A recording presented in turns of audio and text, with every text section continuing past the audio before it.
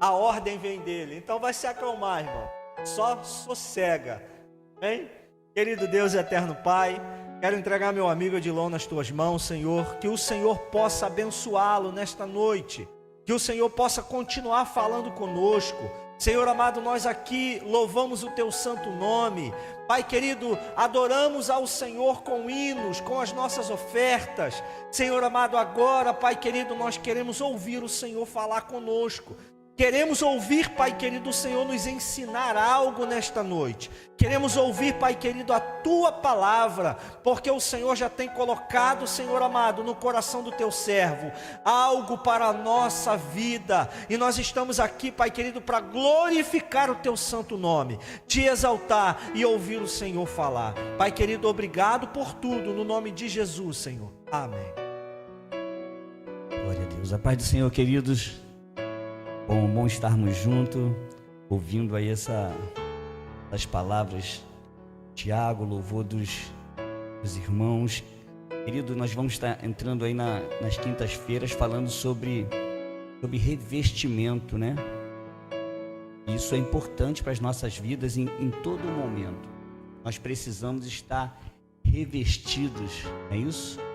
E nós com certeza vamos aprender muito. Eu confesso para vocês que é melhor estar aí onde vocês estão, porque a gente vai aprendendo mais. Aqui a gente tem uma responsabilidade maior de trazer a palavra, mas também ficamos muito felizes com essa oportunidade. Você que vai ouvir aí pelas redes sociais, fique atento também, podendo acompanhar todas as quintas-feiras aí nas redes sociais, essas mensagens que os homens de Deus aí vão trazer, vai ser bênção também para a sua vida.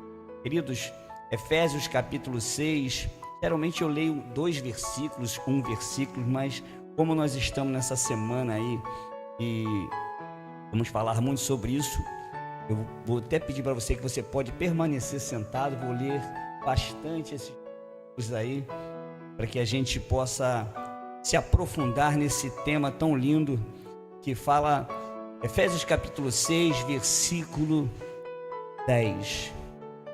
E eu faço uma pergunta: qual tem sido o nosso cuidado com as pessoas que estão próximas a nós? Eu estava lembrando do cuidador de idosos, né? É uma área tão importante. Você se considera um cuidador a serviço do reino de Deus? Pessoas que a coisa mais importante que o Senhor quer é cuidar de pessoas. É isso, né? São reflexões que certamente faremos aí durante a mensagem. Diz assim Efésios capítulo 6, versículo 10 em diante: nos demais, irmãos meus, fortalecei-vos no Senhor e na força do seu poder, revesti-vos de toda a armadura de Deus, para que possais estar firme contra as astutas ciladas do diabo.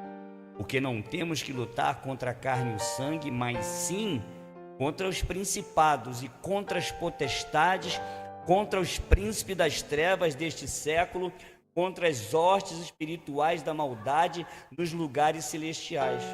Portanto, tomai toda a armadura de Deus para que possais resistir no dia mau e, havendo feito tudo, estar firme.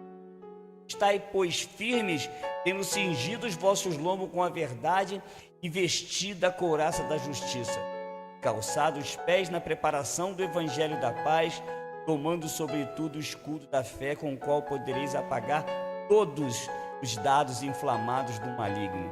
Tomai também o capacete da salvação e a espada do Espírito, que é a palavra de Deus, orando em todo tempo com toda oração e súplica no Espírito, e vigiando nisso com toda perseverança e súplica por todos os santos e por mim, para que me seja dada no abrir da minha boca a palavra com confiança, para fazer notório o mistério do Evangelho, pelo qual sou embaixador em cadeias, para que possa falar dele livremente como me convém falar. Louvado seja Deus. Querido, a gente quando começa a pensar sobre revestimento, a gente precisa entender a etimologia da palavra. Se a gente for olhar simplesmente no mundo secular, revestimento é colocar algo novamente por cima, mas só que no sentido espiritual é muito mais que isso. Revestir não é simplesmente vestir de novo. Revestir é algo muito maior, é muito mais profundo, porque quando a gente começa a olhar em Gênesis, a Bíblia diz que havia uma glória. Você começa a imaginar a vida de Adão como era aqui. Você olhar para Adão e olhar para Eva, a glória de Deus que havia neles de tão grande, que eles olhavam para si, não viam a sua nudez, não viam os seus problemas, não viam nada disso, eles estavam revestidos de uma glória muito grande de Deus. Só que a Bíblia diz que todos pecaram e destituídos foram da glória de Deus. Ou seja, imagine uma pessoa, e aproveitando esse tempo que nós estamos aí do frio, se você está bem agasalhado aqui, de repente tira a sua jaqueta, tira a sua camisa e você fica totalmente exposto ao frio. Foi isso que aconteceu literalmente e também espiritualmente com eles. Eles estavam tão bem. De repente o que acontece? Eles são destituídos. Destituído da glória, querido, é uma patente. Imagine um soldado que ele vai crescendo no exército e de repente quando ele chega a um grande cargo, alguém chega lá no seu ombro e fala assim: você cometeu erros, você agiu errado, eu vou tirar sua patente. E vem aqui no ombro dele e tira a patente dele, e ele volta a ser uma pessoa comum lá atrás. Ele regride ao invés de progredir. Estar revestido é uma necessidade nossa para os dias que nós estamos passando, para o nosso dia a dia, por mais normal que ele seja. A gente precisa estar revestido.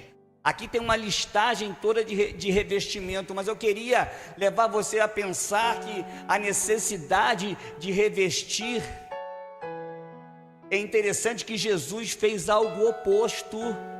Você vai entender o porquê que eu estou dizendo isso. Porque antes de revestir, antes de você se encher, antes de você buscar a capacitação de Deus, porque o revestimento, ele fala disso, ele fala de proteção, ele fala de transformação, ele fala de capacitação. Só que antes de você ser revestido, você precisa, nós precisamos tirar algo. A gente precisa se esvaziar muitas vezes, fazer algumas mudanças, abandonar alguns hábitos, deixar algumas coisas para mudar algumas coisas. A conversão é justamente isso. Eu estou caminhando para cá e eu dou meia volta e começo a caminhar numa direção diferente. Entenda bem uma coisa: Jesus, ele precisava vir aqui. Ele estava no céu com todo o seu conforto, com toda a sua tranquilidade, os anjos adorando a ele, ele recebendo todo o louvor, toda a glória, e ele então olha para a situação do mundo, e a Bíblia diz em Isaías, né? Quem há de ir por nós? E segundo os estudiosos, ali uma profecia dizendo o próprio Jesus respondendo: eis-me aqui, envia-me a mim. Isaías responde literalmente, mas alguns acreditam também que já era uma forma de Jesus estar falando e ele de vir até nós. É interessante que ele começa a esvaziar. A Bíblia diz em Filipenses que ele esvaziou mesmo.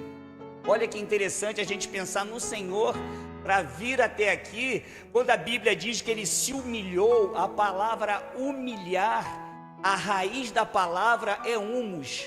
Humus quer dizer terra. Quando Jesus está dizendo ele se humilhou, ou seja, ele foi trazer uma natureza de barro, ele se tornou carne, ele foi o verbo vivo que se fez carne para estar entre nós. Ele sai do trono, querido. Ninguém nunca nessa vida se humilhou tanto quanto Jesus. Ainda que humilharam ele, mas ele próprio se humilhou. Não foi uma decisão dele: eu vou à terra, eu vou descer. E a humilhação que ele começa a fazer com ele mesmo é deixar de ser Deus entre a ação. Ele ali como no trono é Deus, os anjos o adoram, ele está acompanhando todas as coisas, e ele de repente vai pegar todo o projeto do homem, desde o ventre, e vai nascer usando essa linguagem humana, sendo uma criança que está sendo gerada, e depois vai passar por todo o processo de menino, de rapaz, até se tornar um homem. Ele vai abrir mão da sua onisciência. Deus agora ali não é mais onisciente, não vai usar da sua onisciência. Ele vai abrir mão da sua onipresença. Naquele momento ali, não vai poder estar em todos os lugares. Ele vai abrir mão da sua onipotência, se humilhando. Ele vai abrir mão naquele momento ali de ser eterno. Quantas coisas Jesus, ele se esvaziou para cumprir uma missão, porque sabia que era necessário fazer isso. E a gente é o contrário. A gente também precisa se despir de algumas coisas que o mundo traz para a gente, que essa vida oferece tantas coisas, são tantos objetivos, são tantas metas, são tantos alvos, queridos. Imagine quando Jesus te chamou para a obra de Deus, quando Ele te convocou e você levantou a sua mão, como estavam os nossos planos, os nossos objetivos. A gente não pensava em investir 2 horas num trabalho de consagração. A gente não pensava em investir numa quinta-feira fria, de estar aqui adorando o Senhor e louvando a Senhor e com o coração alegre por isso. A gente não pensava nessas coisas, nossos projetos eram outros. A gente queria estar vendo séries, não é isso? A gente queria estar fazendo outras coisas, investindo em outras coisas, estar debaixo de um cobertorzinho lá, e é até bom demais, né, gente? Só que a gente quer priorizar o reino. A Bíblia diz: buscar primeiro o reino de Deus e a sua justiça. E as promessas do Senhor, elas vão se cumprindo na nossa vida.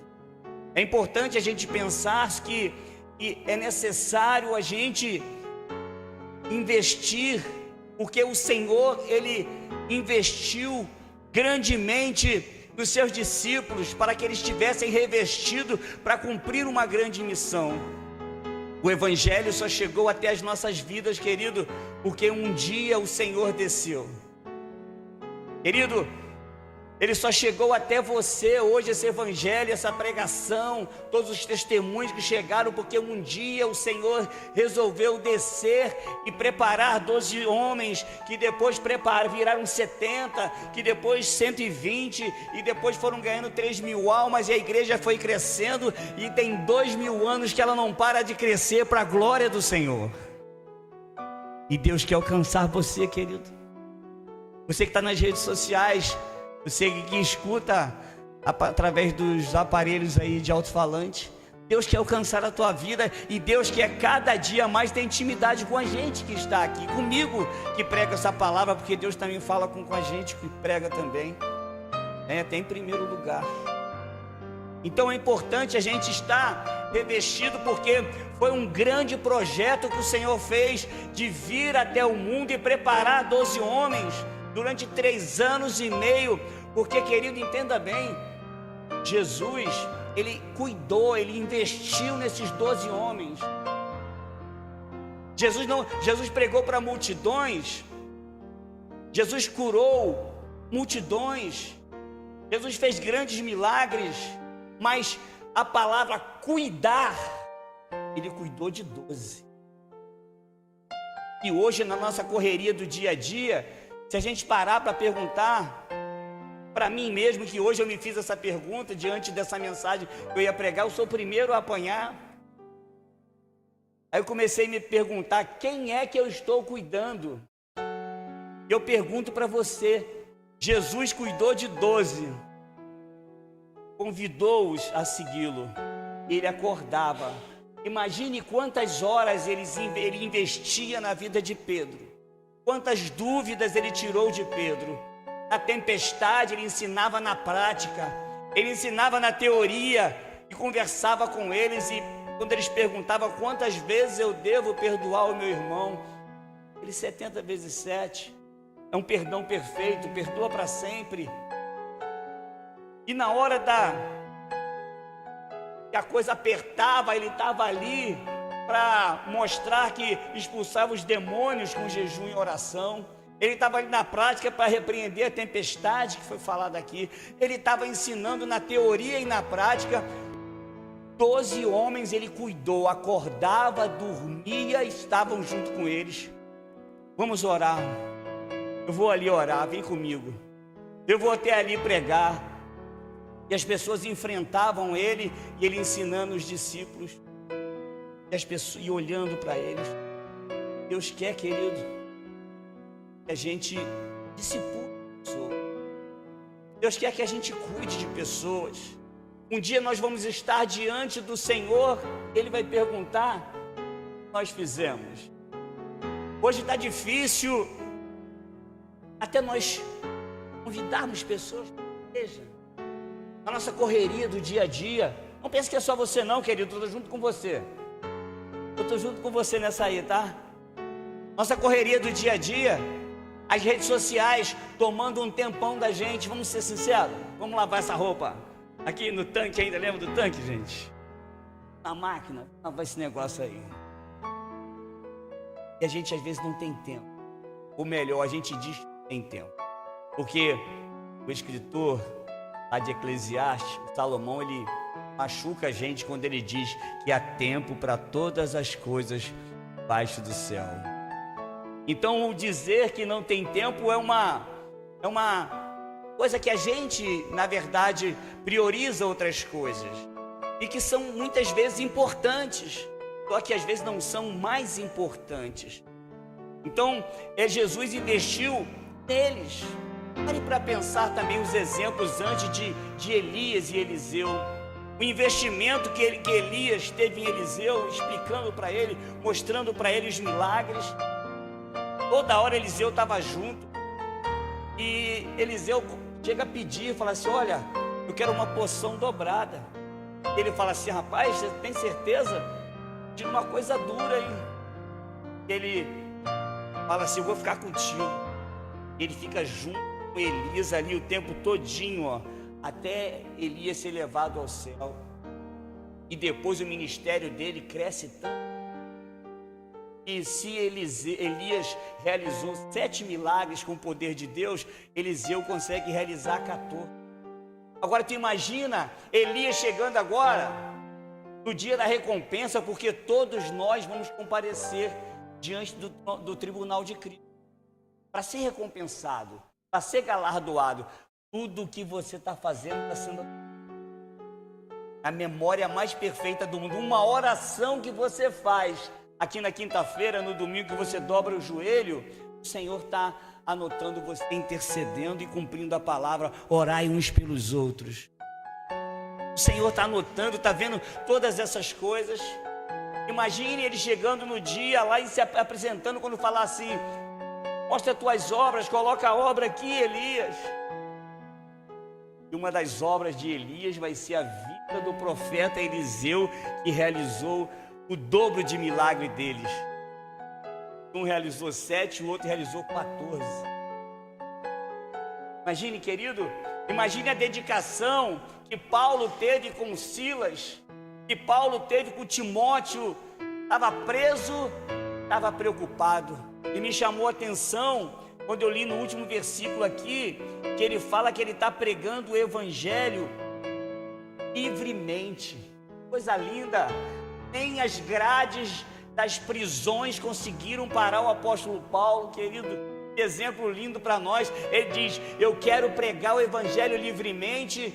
E ele mesmo em cadeias, ele escreveu essas cartas que hoje servem para o nosso crescimento, para o nosso revestimento. Louvado seja. Mas as maiores prisões do mundo não são as prisões lá da antiguidade ou essas atuais de grades. A maior prisão é que o salmista Davi uma vez ficou preso, e no Salmo ele chega a dizer: tira minha alma da prisão, para que eu louve o teu. Davi se ficou apertado. Davi conversava muito com a sua alma, conversava muito com ele mesmo, né? Talvez hoje a gente ache que Davi é meio doidão. Ele devia andar lá no reino assim, ó, falando: não, minha alma, por que você está abatida? Aí alguém do soldado olhando assim, fala assim: Davi é doido, maluco. conversa sozinho, mas tem hora que a gente tem que bater um papo com a gente. Tem que ajustar, às vezes, as nossas rotas. Tem que dar uma olhadinha pra gente e falar, será que esse caminho que eu estou fazendo, será que eu estou sendo revestido do caminho que eu estou levando? Eu estou ficando cheio do poder de Deus? Eu estou alcançando, eu estou crescendo? Como é que está a minha vida com o Senhor? Um dia, Paulo vai estar diante do Senhor. Imagine ele apresentando as suas obras. Paulo, apresenta as suas obras, Paulo. Vai estar aparecendo lá as cartas paulinas. Vai estar aparecendo lá em prisões, ele com Silas lá pregando o evangelho e os presos se convertendo. Vai aparecer lá ele levando chicotada, ele sendo esquartejado, como diz a tradição, pelo evangelho. Vai estar aparecendo essas histórias lá do Paulo e Silas. A gente lembrar de Moisés também, que investiu um tempão ensinando. E as batalhas que Josué conquistou. Um dia, quando Moisés chega lá e Deus fala, mostra as suas obras, e Moisés mostrar, e vai estar ali Josué com as suas batalhas, com as suas conquistas, com tudo que realizou. Vai estar lá ele discipulando o povo, quando estendeu sobre o Mar Vermelho e o exército de Faraó ficou para trás, ficou morto ali. São obras que ele realizou. E hoje eu começo a pensar sobre a minha presença no tribunal de Cristo, porque pensar no arrebatamento é maravilhoso. Todos esses eventos que vão acontecer, a igreja aguarda o arrebatamento da igreja, querido, o dia que o seu nome for chamado, o dia que essas guerras, nessa loucura toda que vai estar diante do mundo, e de repente surgiu o seu nome nos céus e você olhar e for arrebatado e estiver diante do Senhor, querido. Que dia maravilhoso, que dia glorioso. Essa é a esperança da igreja, porque os que ficarem aqui, que não estiverem vestidos, revestidos do Senhor, vão ficar. E logo o primeiro evento após o arrebatamento da igreja não é ir para o céu. A gente não, depois que for arrebatado e o Senhor nos chamar, não, antes a gente vai ao tribunal de Cristo.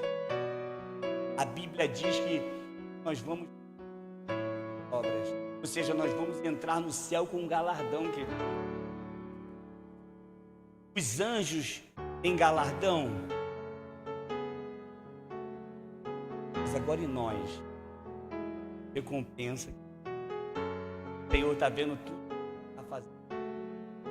E na hora que você colocar a Bíblia para contar essa história, ela faz uma comparação entre os nossos materiais aqui, só para dar uma ideia para a gente. E ela fala que muitos vão colocar a sua obra, na hora que chamar lá o meu nome, Edilon, na hora que chamar lá o seu nome, a Bíblia diz que se as nossas obras elas forem de ouro, de prata e de pedra preciosa, essas obras vão permanecer. E por que a Bíblia fala desses três materiais, querido? Porque ouro é tudo que você faz para a glória de Deus. O dueto veio aqui e cantou para a glória de Deus. É galardão. Você foi lá fazer uma visita à irmã que está ausente da igreja. É para a glória de Deus. Você veio aqui e pregou. Você foi lá na fila do banco e pregou. Você foi lá no Uber, no ônibus e pregou.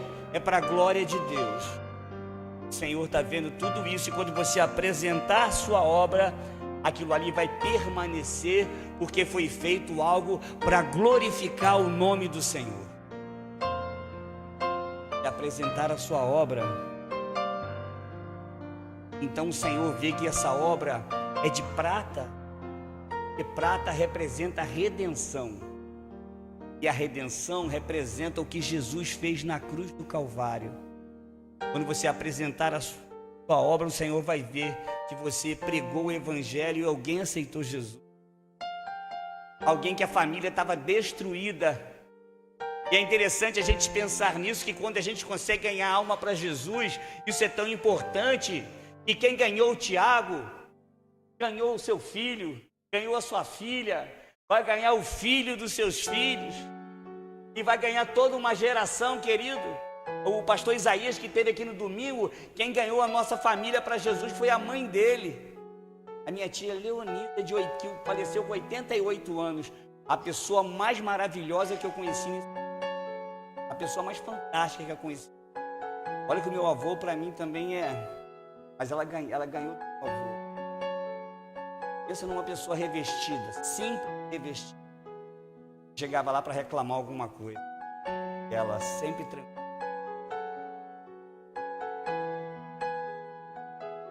A mesma serenidade,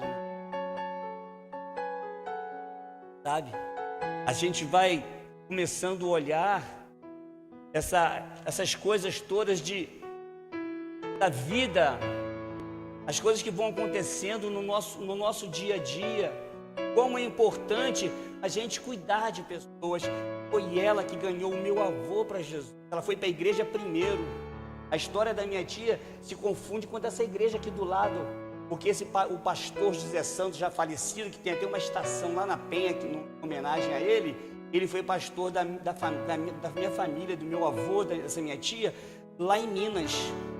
Quando eles vieram para Taquara pela primeira vez, a minha tia fez questão de ir lá na inauguração, e eles lembraram que o pastor José Santos era muito... Olha quanta história. Ela ganha o meu avô, e depois foi ganhando tia, hoje tem netos, e faço parte disso. Quantos da família hoje são evangélicos? Porque um dia, lá no interior de Minas, uma senhora, uma menininha, quer dizer, caminhou para a igreja e hoje arrastou toda a família. Imagine minha tia chegando lá, coloca as tuas obras aqui. Aí aquele pancadão da família, filhos, netos, primos, tudo, porque um dia uma mulher tomou uma atitude. A gente se coloca nessa situação e a gente apresenta nossas obras. E aí que aparece pedras preciosas, é terceiro material. E pedras preciosas diante do tribunal de Cristo significa o quê? Quando pedra preciosa não se acha em qualquer lugar. Alguém já achou ouro aí prata preciosa, rubi, esmeralda, não, né? É difícil, quase impossível. Significa essas nada lá no fundo, lá no seio da terra. E essas obras são geradas para a gente apresentar as nossas obras e elas forem pedras preciosas, significa que foram obras geradas dentro de você pelo Espírito. Coisas que a Bíblia fala que a gente não sabe nem orar, a gente não sabe como orar, mas o Espírito Santo dentro de nós, ele realiza as coisas extraordinárias na nossa vida. E aí quando você apresentar a sua obra lá, vai saber que foi da sua vida gerou transformação nas vidas das pessoas, palavras que você deu e uma pessoa estava aborrecida, chateada, e através daquela sua palavra a pessoa mudou de atitude, a história dela mudou a vida daquele casal através de uma palavra que... Deixa eu dizer uma coisa, você é dispenseiro do Senhor. Há uma palavra na tua vida poderosa, e essa palavra ela é viva. Quando a gente lança, o Senhor é o meu pastor, nada me faltará, sai assim, e é capaz de entrar dentro da pessoa e sacudir a toda, ela mudar de história, saber, ele fez isso comigo. Quando você testemunha, falou com a igreja, com os discípulos, e falou assim: olha, fique em Jerusalém, até que do alto vocês sejam revestidos de... E veio ali a ação do Espírito Santo, aquele vento veemente, encheu a igreja, os discípulos começaram a pregar, Pedro saiu, o mais sanguíneo, foi lá e já ganhou quase 3.000 almas através da sua pregação. Então, quando a gente começa a ser revestido, é claro que está aqui no culto, sentir aquela presença de Deus nos louvores, a gente glorificar, a gente chorar, a gente ficar tão quietinho ali sentindo a presença do Senhor, é maravilhoso isso. Mas o revestimento, quando Jesus fala, ele, olha, revesti-vos e ser-me-ei testemunhas. Ele fala tanto em Jerusalém, é isso, em Samaria, na Judéia, até os confins da terra. Ele vai falando as localidades mais próximas. Jerusalém é aqui na igreja, é na nossa casa. A gente vai ser testemunha na nossa casa. Quando eu encontro um casal com dificuldade, as primeiras coisas que eu digo, falo assim: prega com a sua atitude, prega sem palavras. Eu estava no curso que falando, simpatizando, falando do reino das trevas. Vai, eu não sei. Ele começou com uma história diferente lá atrás. A esposa então queria me interpelar e queria falar com ele. Aí eu falei: você já tem todo o tempo de conversar com ele, ele não vai te ouvir. Falo com ele, vai orando aí. Seu momento agora é de oração, deixa eu conversar com ele. Aí ela riu e eu comecei a conversar com ele. Eu conheço, e aí, sobrinho? Aí comecei a conversar com o senhor. Aí deixei umas coisas lá para ele pensar sobre. Então, a gente tem oportunidade, querido. Eu tá indo por aí, tem muita oportunidade, mas eu tenho certeza que Deus vai colocar, tem colocado também pessoas. Então, na nossa simplicidade, a gente, talvez eu pudesse olhar e falar assim: mas eu não sou tão grande quanto tantos pastores aí. Quem sou eu para falar para essa pessoa? Às vezes isso passa pela gente, sabe? Mas são palavras tão simples que fazem às vezes. São palavras simples que tiradas lá da alma mesmo, o Senhor quer que a gente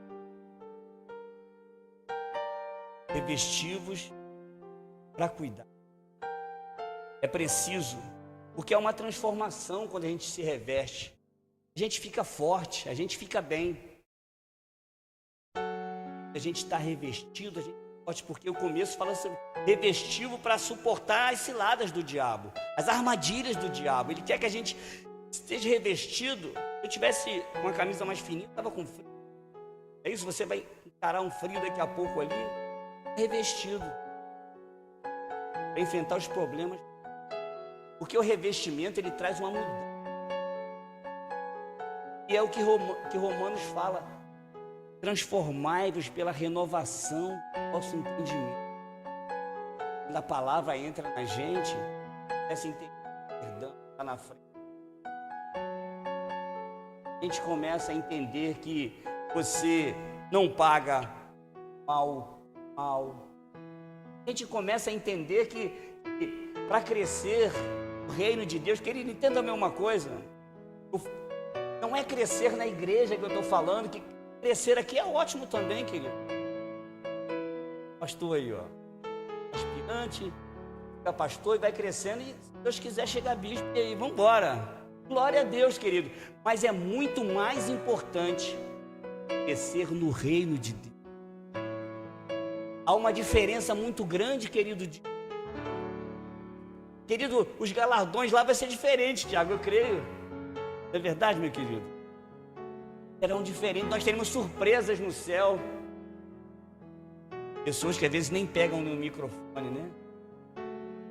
Chegam lá, vai estar andando até assim, vamos botar assim, de medalhas.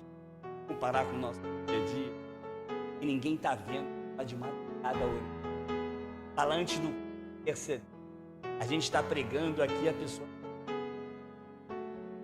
né?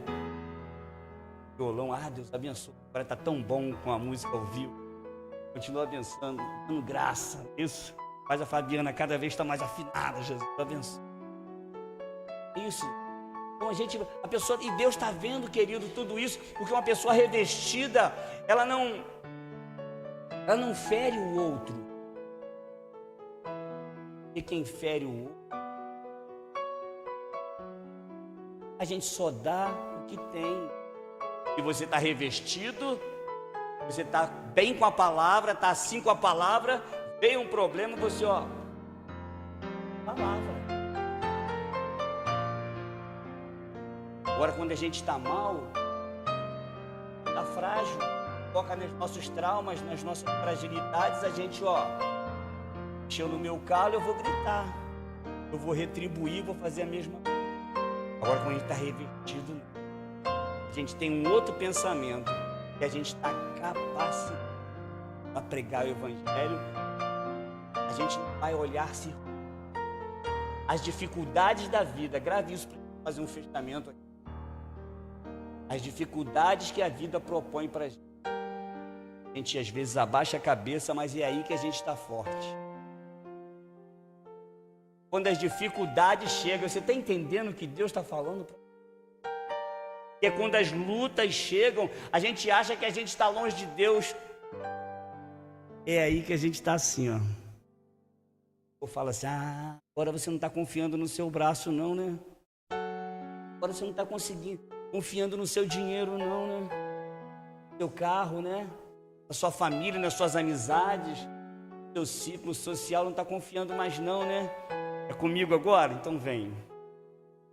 Ele fala, vinde a mim todos vós, estás cansado e sobrecarregado, e eu vos aliviarei. Porque Ele tem cuidado. Ele continua cuidando, querido. E Ele cuida completo. Ele cuida da área social. Lembra? Ele foi lá e matava a fome. Ele cuidava da área espiritual. Ele ia lá e expulsava os demônios. Ele cuidava da área física, ia lá e fazia a pessoa ver, a pessoa andar. E cuidava da área emocional, quando dizia, não se turbe o vosso coração. Credes em Deus, crede também. Na casa de meu Pai há muitas moradas. Versículo que é interessante, né? Que diz que a gente às vezes diz que Ele vai preparar lugar. Ele já falou.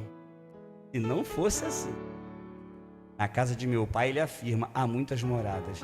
Há uma morada para mim e uma morada para você. Então, querido, vamos estar revestidos. Vamos nos revestir para a gente cuidar em primeiro lugar de você. Cuida de você em primeiro lugar. Não esquece de você, tá? Não ame mais pessoas do que você. Você nas redes sociais pegou essa aí? Ame você primeiro. Entendeu? Deus em primeiro lugar, depois você, depois a família e depois a igreja. A ordem é essa.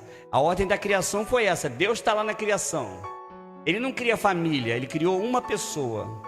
Depois de uma pessoa, Ele criou a família. E depois da família, eles foram montar um altar lá para adorar.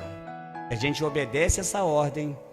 O que acontece é que a gente muitas vezes inverte as coisas. A gente ama muito mais pessoas. Cuidar do marido é ótimo, da esposa, do filho, ótimo. Cuidar dos nossos irmãos, ótimos. Mas se você não estiver bem, você não consegue cuidar de ninguém.